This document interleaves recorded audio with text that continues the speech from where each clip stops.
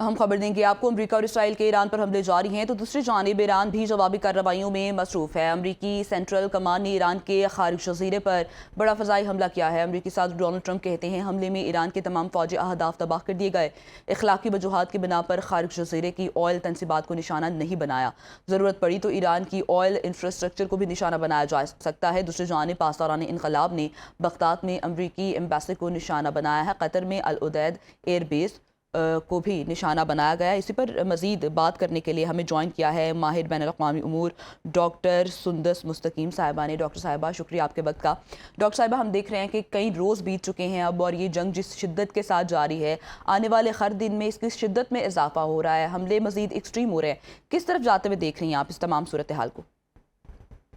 के लिए आप देखेंगे कोई वॉरफेयर के बाद से जो अब तो केमिकल वॉर क्राइम है ना, जो ऑयल की तनसीबात पर ईरान की हमला किया जा रहा है अमेरिका इसराइल की जानिब से, तो it's straight forward and true chemical war crime है जो कि अमेरिका कर रहा है। तो साइकोलॉजिकली क्या, वॉर जोन में क्या, मतलब बूट्स ऑन ग्राउंड ही मेरा ख्याल है इसके बाद से रह गया है।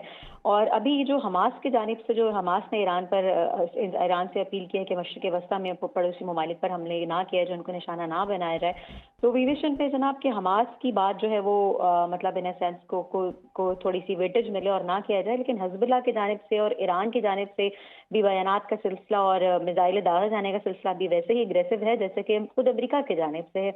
अभी आपने देखा कि हिज़्बुल्लाह भी जो इसराइली फौजियों के अड्डों पर हमला कर रहा है, चलिए वो तो आप ज़रूर करें, लेकिन ये जो आप कर रहे हैं कि जनाब अपनी पड़ोसी ममालिक पर जो है, और वो खलीजी ममालिक पर ईरान की जानिब से भी नहीं हमले करे जाने चाहिए थे मजीद, और उनके इंफ्रास्ट्रक्चर को तबाह नहीं करना चाहिए।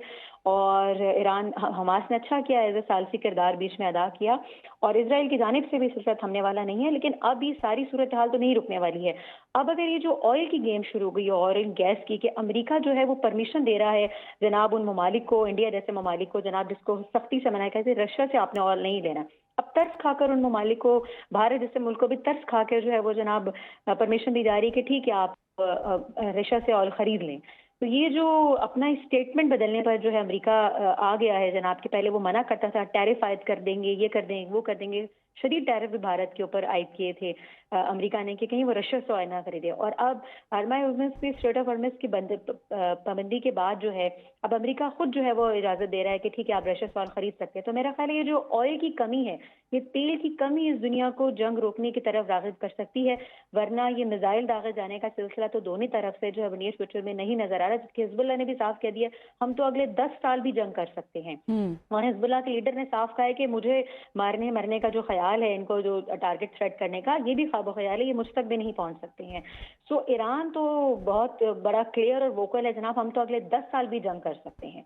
तो ये बात आप, ये जुमला जो है, ये स्टेटमेंट ना अमेरिका की जानिब से सुनेंगे, और जो बख्तरबंद गाड़ियों में खुद छुपे इजरायली हैं वो तो बिल्कुल भी नहीं सुन सकते। उनके अपने अपने मसाइल देखें, इसराइल के नेतन्याहू के खिलाफ जो करप्शन के केसेस भी खुल रहे हैं, और जब बख्तरबंद गाड़ियों में बंद करने की बात की जाए तो वो सिर्फ अपनी प्योर जोश को लॉबी जो है वो अपने लोगों को पहले बख्तरबंद गाड़ियों में करते हैं, बाकी जो मुसलमान या क्रिश्चियन जो इजरायली हैं उनको जो बख्तरबंद गाड़ियों में भी पहुंचने की जो है वो रसाई इस तरह से हासिल नहीं होती, वो इंश्योरेंस क्लेम कर देते हैं।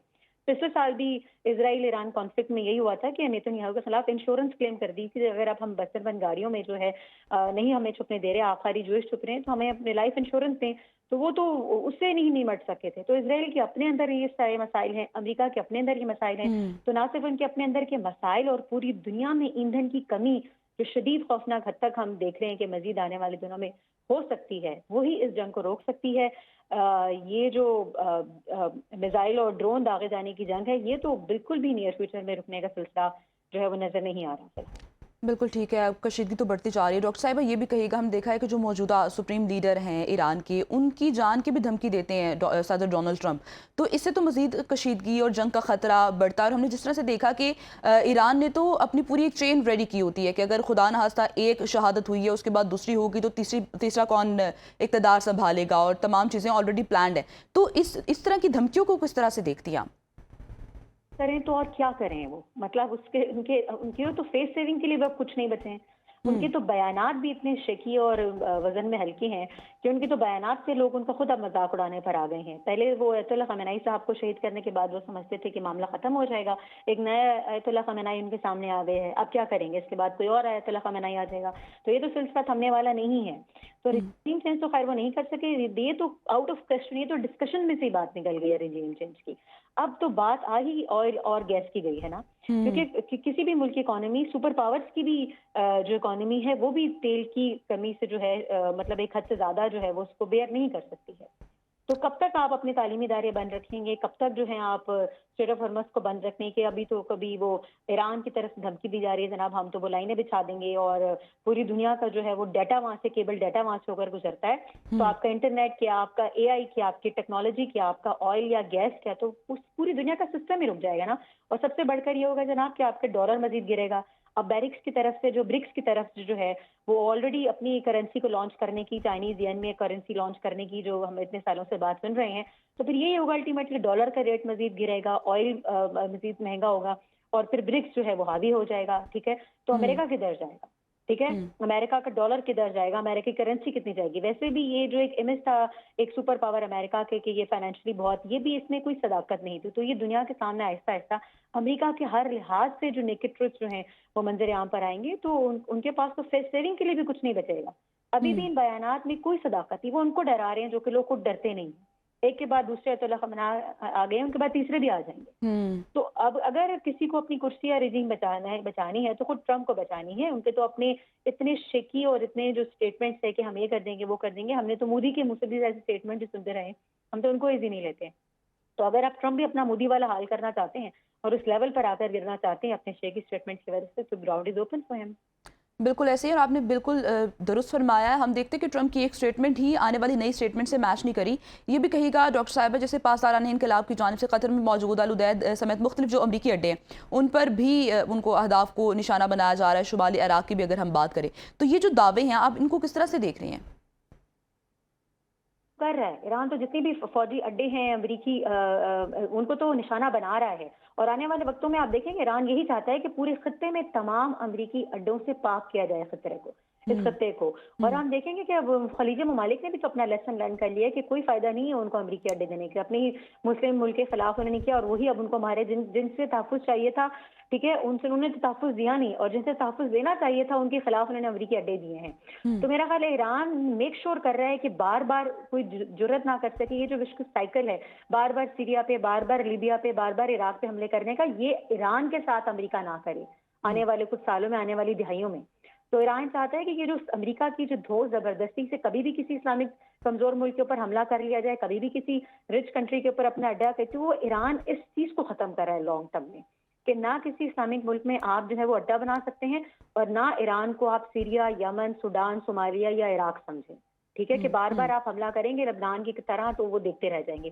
تو اس کنٹینیوس سائیکل کو بریک بیسیکلی ایران کر رہا ہے اس وقت. اور میرا خیال ہے ایران کو تو یہ کرتے رہنا چاہیے، لیکن یہ جو آئل اور گیس کی مد میں ہم سب سمیت جو متاثر ہو رہے ہیں اور مزید ہونے کا خدشہ ہے، اس کو روکنے کی اشد ضرورت ہے. تو ڈاکٹر صاحب اس کو پھر روکا کیسے جا سکتا ہے؟ ڈفرینٹ جو ممالک ہیں وہ اس وقت کیا کردار ادا کر سکتے ہیں سفارتی سطح پر؟ ہم نے یہ بھی دیکھا ہے کہ جب بات ڈونلڈ ٹرمپ کی آتی ہے تو مشکل ہی ہوتا ہے کہ وہ کسی اور کی کسی دلیل کو سمجھیں، کسی مذاکراتی عمل کو بھی سمجھیں. جیسے وہ ایک چھوٹا بچہ جس طرح سے ضد پر آ جاتا ہے، اس طرح سے صدر ٹرمپ جو کہ امریکہ کی سپر پاور اپنے ہونے کا دعویٰ بھی کرتے ہیں، اس طرح سے ہٹ دھرمی کا مظاہرہ بھی کیا جاتا ہے. آگے ہم نے یہ بھی دیکھا تھا کہ جب اس جنگ کا آغاز انہوں نے کیا تھا تو ڈفرینٹ سٹیٹمنٹس آ رہی تھیں کہ رجیم چینج ہے. پھر آئل کی بھی تھوڑا سا انہوں نے ذکر کیا.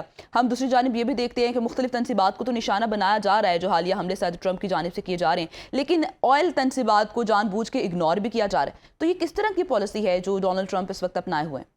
دیکھیں اس میں دو چیزیں، ایک تو بدلتے ہوئے انپریڈکٹیبل اسٹیٹمنٹ کی جانب سے سائیکولوجیکلی ایموشنلی ان کے پارٹ پہ کوئی مسائل ہے. اب ٹرمپ انتظامیہ کے اپنے اندر نیز کا جو بیان آیا کہ ان کے خاندان کے اندر سے لوگ کہہ رہے ہیں، امریکی جو ان کو خود ووٹ دے کے بیٹھے ہیں وہ بھی کہہ رہے ہیں سائیکولوجیکلی ڈسٹرب آدمی ہے جناب. تو انپریڈکٹیبل اس کی اسٹیٹمنٹس ہوتی ہیں، ٹھیک ہے. ان کی اسٹیٹمنٹس کو تو ان کے اپنے لوگ نہیں مان رہے ہیں. تو وہ جو ثالثی کردار کبھی انڈیا پاکستان جنگ میں، کبھی یوکرین رشیا وار میں ادا کر رہے تھے، اب تو خود ان کی بات کی سنوائی کہیں نہیں ہو رہی ہے.